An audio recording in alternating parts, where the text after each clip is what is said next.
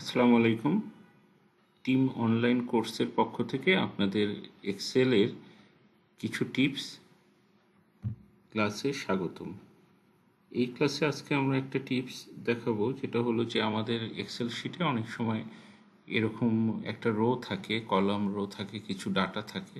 তো এখানে যেমন ধরুন আমি একটা রো একটু হোয়াইট করে দিচ্ছি, স্পেস বাড়ায় দিচ্ছি, এবং কলামেও সেম এরকম স্পেস বাড়ায় দিলাম।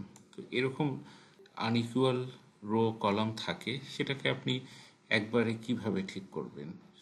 সেই জায়গাটা ঠিক করার জন্য আপনি প্রথমে এই কর্নারে মাউস রেখে সিলেক্ট করে ফেলবেন পুরো টেক্সট শিটটাকে।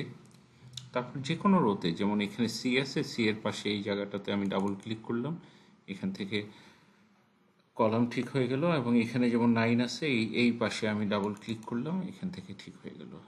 তো এরকম ক্লিক করে হেডার এবং এই রো এই সাইডে বা লেফট সাইডে কর্নারে আপনি ডাবল ক্লিক করে এইভাবেই আনইভেন্ট কলাম এবং রোকে ইভেন্ট করে ফেলতে পারেন। হাইট, উইথ এগুলো সব একদমই একই সাইজের হয়ে যাবে। সেকেন্ডলি আমি আবার আগের মতো করে দিচ্ছি, যেখানে শর্ট কি দিয়ে আপনি করতে পারবেন। তো শর্ট কি দিয়ে কিভাবে করবেন সেটা হলো গিয়ে যে আপনি কিবোর্ডের অল্টার প্রেস করবেন। ফার্স্ট অফ অল জাস্ট এইভাবে সিলেক্ট করবেন না, জাস্ট এখানে কলম কর্নারে রেখে পুরো এই আপনার টেবিলটা সিলেক্ট করে নেবেন। সো টেবিলটা আমি সিলেক্ট করে নিলাম। এখন যেটা করব, যে রো যদি ঠিক করতে চাই তাহলে আমি ঠিক করব গিয়ে অল্টার এইচ ও এ।